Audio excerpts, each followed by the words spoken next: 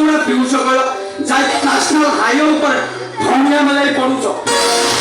ଯଦି ଆନ୍ଧ୍ର ଡଗ ଚଢି ଯାଇଥାନ୍ତା କାମ ତ ପୁରା ସରି ଯାଇଥାନ୍ତା।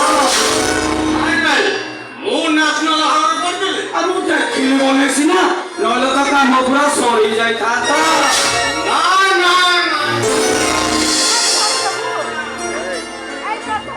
ମୁଁ ତୁମକୁ ମଦ ପିଇବାକୁ ମନା କରୁଛି ଜାଣିଛ?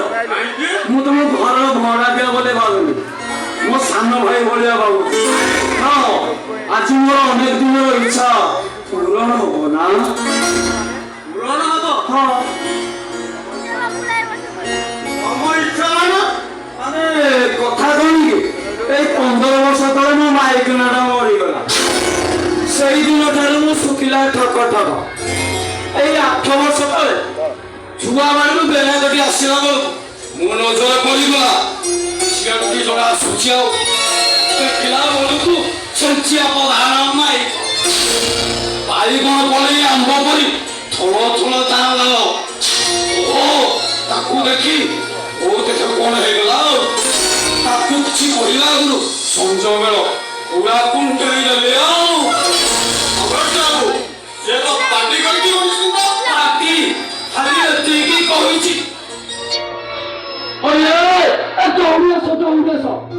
ଏତିକି କହିଛି ପଶିଲା ପାହାର। ତୁମକୁ ମାରିଲା କିଏ? ସେ ଛିଞ୍ଚିଆ ପ୍ରଧାନ ଆମ୍ବ ତୋଳୁଥିଲା। ସେ ଏମିତି ପାଟି ଶୁଣିଲା, ଏତେ ବଡ ଆମ୍ବ କିଳାରେ ଦେଲା ପାହାର। ମୋର ପୁରା ଫାଟିଗଲା। କଣ ଫାଟିଗଲା? ଏ ମୁଣ୍ଡ ନମ, ମୋ ଗାଣ୍ଡି ଫାଟି ଛୋଟ ଚାର ହେଇଗଲା। ଆଜି ସେମିତି ଘଟଣା ଘଟିବନି। ଜାଣିଛି ନାହିଁ, ଜାଣିଛି ନାହିଁ। ଜାଣିଛି, ତମ ଉପରେ ମୋର ଭରସା ଅଛି। ଆଜି ଯଦି ମୋ ଆତ୍ମା ଶାନ୍ତି ହେଇଯିବ ନା, 10 ବର୍ଷ ଯାକେ ଘର ଭଡ଼ା ନେବି, ଡେଲି ପିଇବାକୁ ଦେବି। ଦିଲ୍ଲୀ ଯିବାକୁ ଦେବେ? ନ ଘର ଭଡ଼ା, ନ ଘର ଭଡ଼ା? ଡେଲି ପିଇବାକୁ ଦେବି। ଦିଲ୍ଲୀ ଯିବାକୁ ଦେବେ? ନ ଘର ଭଡ଼ା, ନ ଘର ଭଡ଼ା? ଡେଲି ପିଇବାକୁ ଦେବି। ଦିଲ୍ଲୀ ଯିବାକୁ ଦେବେ? ହଉ, ତମେ ଗୋଟେ କାମ କର, ତମ ସ୍ତ୍ରୀକି ଡାକ, ତାକୁ ଚଳେଇଦବା। ମୁଁ ତମ ଠାରୁ ଘର ଭଡ଼ା ନେବିନି ଆଉ। ଦିଲ୍ଲୀ ଯିବାକୁ ଦେବେ? ନ ଘର ଭଡ଼ା, ନ ଘର ଭଡ଼ା? ଡେଲି ପିଇବାକୁ ଦେବି। ଠିକ ଅଛି, ମୋ ସ୍ତ୍ରୀକି ମୁଁ ଡାକି ଦେଉଛି। ଡାକ। ଲଗେଜ ବାବୁ, ଦିଲ୍ଲୀ ଯିବାକୁ ଦେବେ? ନ ଘର ଭଡ଼ା, ନ ଘର ଭଡ଼ା? ଡେଲି ପିଇବାକୁ ଦେବି। ଦିଲ୍ଲୀ ଯିବାକୁ ଦେବେ? ନ ଘର ଭଡ଼ା, ନ ଘର ଭଡ଼ା? ଡେଲି ପିଇବାକୁ ଦେବି। ସତ୍ୟା, ସତ୍ୟା, ଓ ସତ୍ୟା।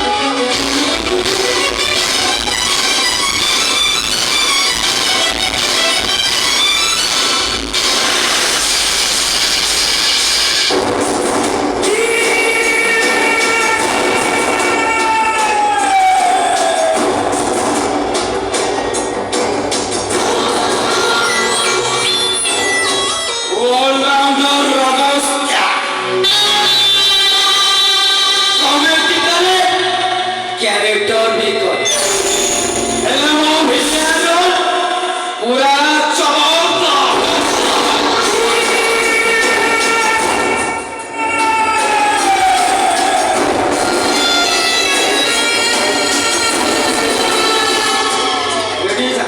রেডি বললাম আজি তো ঢিঙ্কি 15 বর্ষ পরে ধান কুটিব।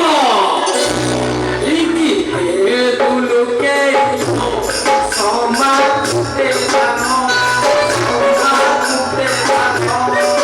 ঢিঙ্কি এ দুলুকে সমাতে জানো, সমাতে জানো। আগে নমস্কার।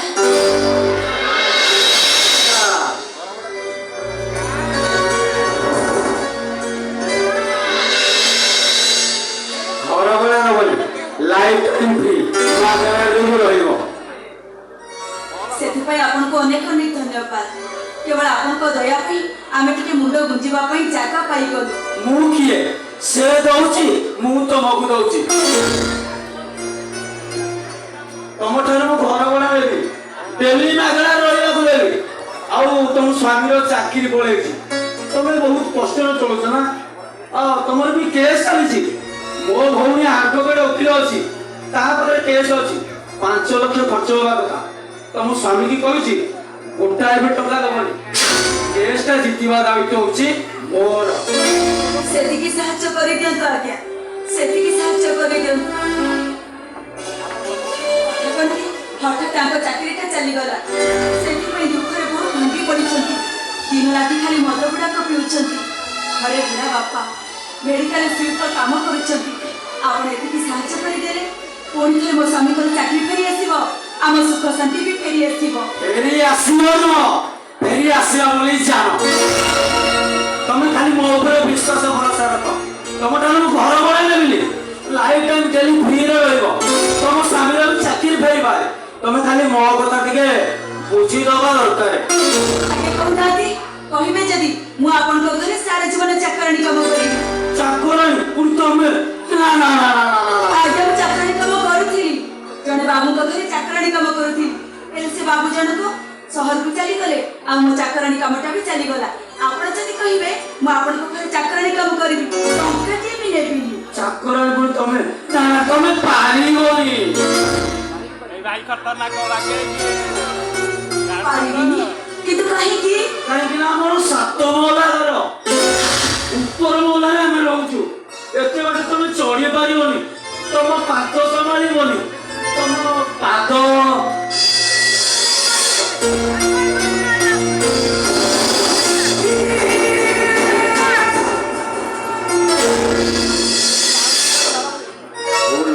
ପାଦଟା ପୁରା ପାଉରୁଟି ଭଳିଆ କେକ୍ ପାଉରୁଟି ତମ ପାଦଟା କଠ ଉପରେ ଟାଣ। ଆମର ଆଉ ଗୋଟେ ଟେନସନ, ଆମ ପରିବାର 57 ଜଣ। ଏତେ ବଡ ହାଣ୍ଡିରେ ରୋଷେଇ ହଉଛି, ଉଚୁନିଆ ହାଣ୍ଡି। ତମେ ତାକୁ ଟେକି ପାରିବନି, ତମ ଅଣ୍ଟା ସମ୍ଭାଳିବନି, ତମ ଅଣ୍ଟା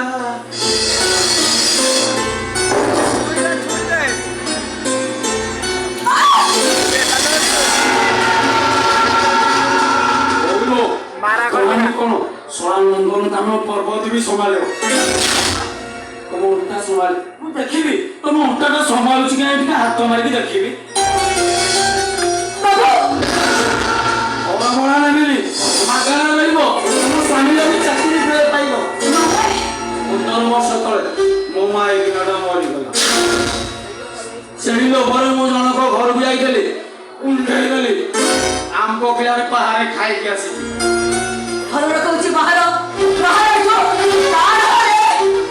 ମାସର ଘର ଭଡ଼ା ବାକି, 17,000 ମଦ ବାକି। ଚାହିଁବି ଯଦି ଏଇ ମୁହୂର୍ତ୍ତରେ ଘରୁ ବାହାର କରିଦେବି। ନା ନା ନା ସେମିତି କରିବିନି, କାହିଁକି ନା ତମ ଦେହ ଉପରେ ପ୍ରବଳ ଲୋଭ। ତମେ ଟିକେ ଦୟା କର ପ୍ଲିଜ।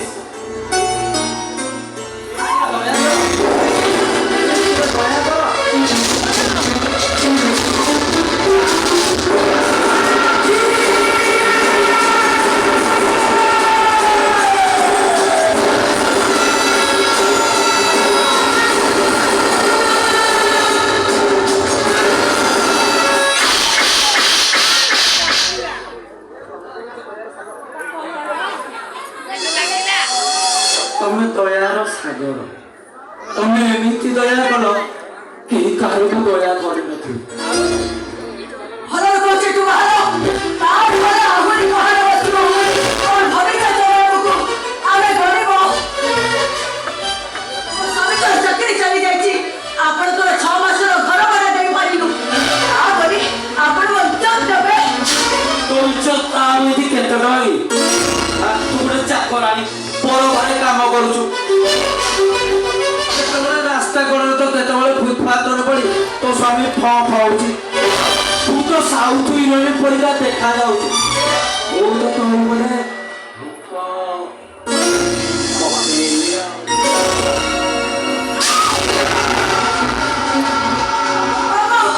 ଆପଣ ଏ କଣ କରୁଛନ୍ତି? ଅଗସ୍ତ୍ୟା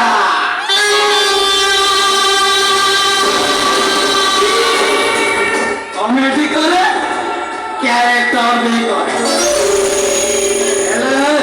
वो क्लियर रोल पूरा जबरदस्त। हीरो भलिया कथाबार्ता आनी तो पसंद है।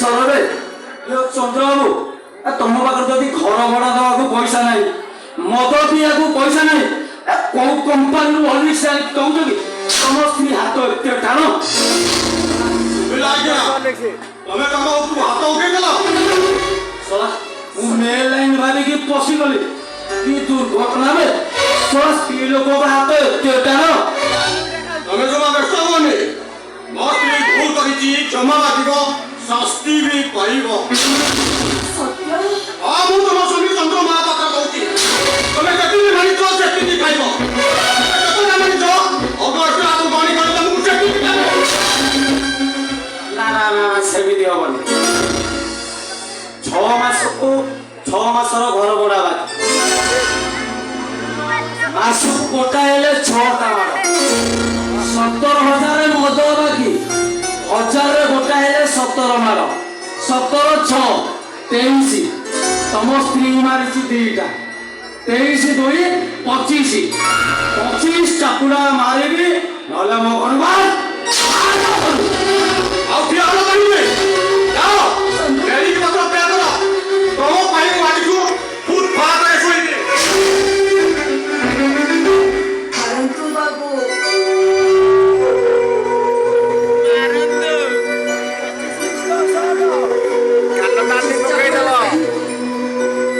ଆପଣଙ୍କ ମନ ଶାନ୍ତି ହେଲା ପର୍ଯ୍ୟନ୍ତ ମାର ମୋ ସ୍ୱାମୀ କଣ କହିଲେ ଆପଣ ଶୁଣିପାରିଲେ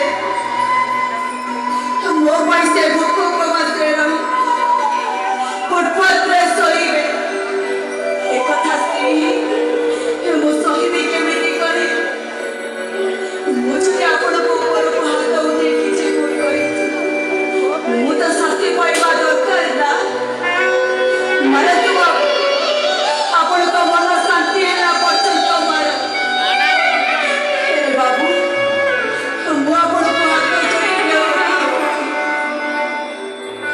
ଆପଣ ଆମକୁ ଏ ଘରୁ ବାହାର କରିଦିଅନ୍ତୁ ଆରେ ମୁଁ ରାଗିନି କାହିଁ କହିଲ ତମ ଦେହ ଉପରେ ମୋର ପ୍ରବଳ ତମେ ଟିକେ ଦୟା କର ପ୍ଲିଜ ଟିକେ ଦୟା କର ବାବୁ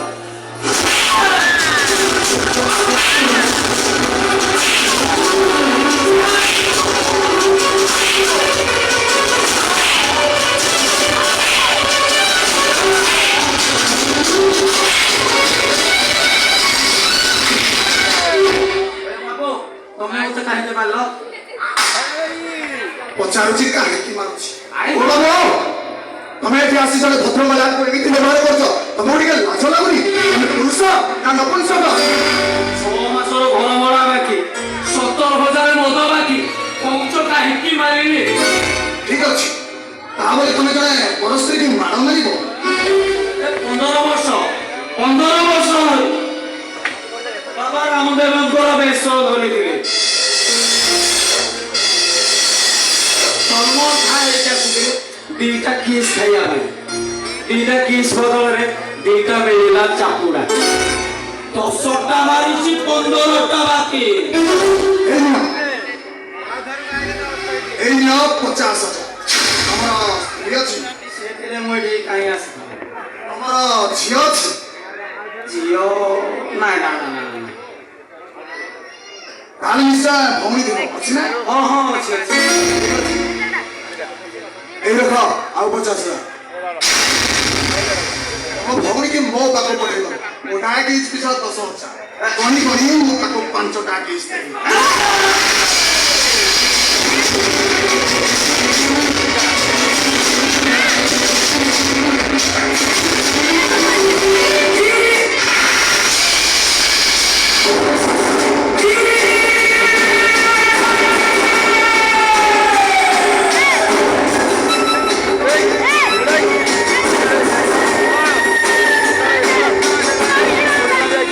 All-rounder Agastya.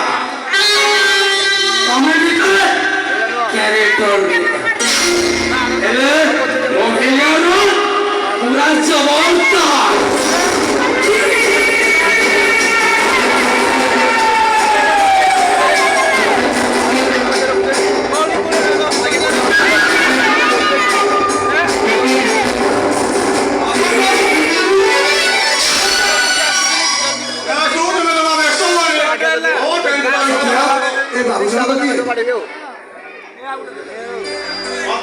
ସ୍ୱାମୀ ଚନ୍ଦ୍ର ମହାପାତ୍ର।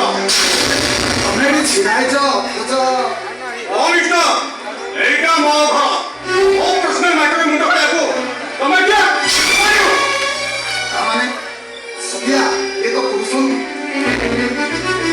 ମୁଁ ତ ଶୁଣିଥିଲି ସ୍ତ୍ରୀ ପାଇଁ ସ୍ୱାମୀ ହେଲେ ତମ ସ୍ୱାମୀ ତ ଦେବତା ନୁହନ୍ତି ତାଙ୍କ ଠାରୁ ବି ନୁହନ୍ତି। ଆରେ ଏମିତି ସ୍ୱାମୀ ତ ପୁରାଣରେ ଖୋଜିଲେ ବି ମିଳିବନି। ଅନିଷ୍ଟ ବେଶୀ କଥାବାର୍ତ୍ତା କରୁଛ। କୋଉ ପୁରାଣ କଥା କହୁଛ? ଦେଇପାରିବ ମତେ ଟଙ୍କା ମତ ଦିଆକୁ। এই সামান্য কেতটা টঙ্কা পাই জনে পরপুরুষ আসি তম স্ত্রীকে মাড মারুছি তুমি চুপচাপ ছিড়া হয়ে দেখুছ କିଛି এই তোমার স্বামী বড়িয়া এই তোমার পুরুষ বড়িয়া ପରିସ୍ଥିତି ଆମକୁ ବାଧ୍ୟ କରିଛି।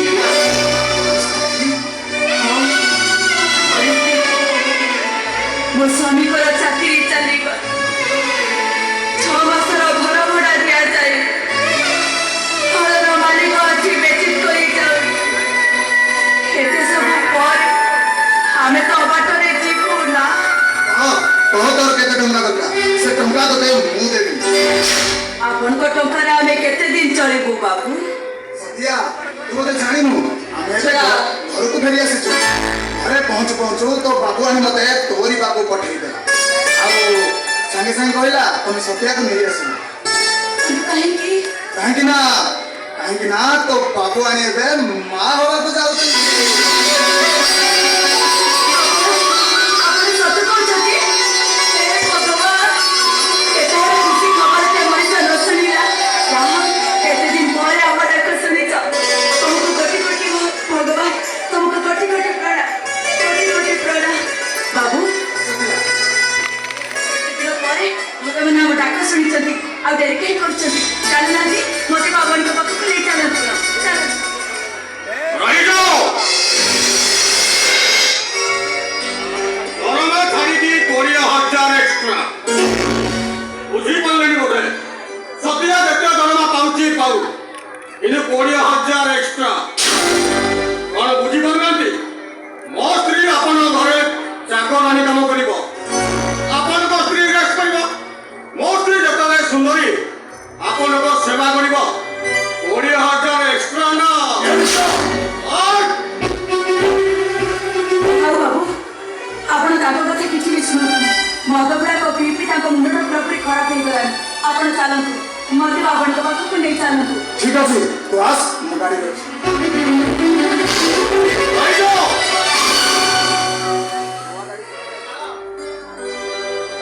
ନୂଆ ଗାଡ଼ି ଯେତେ ଡ୍ରାଇଭିଂ କରିବା କଥା କରନ୍ତୁ, ଯେମିତି ସିଟ୍ ବେଲ୍ଟ ଦେବାକୁ ଜମା ଭୁଲିବେନି।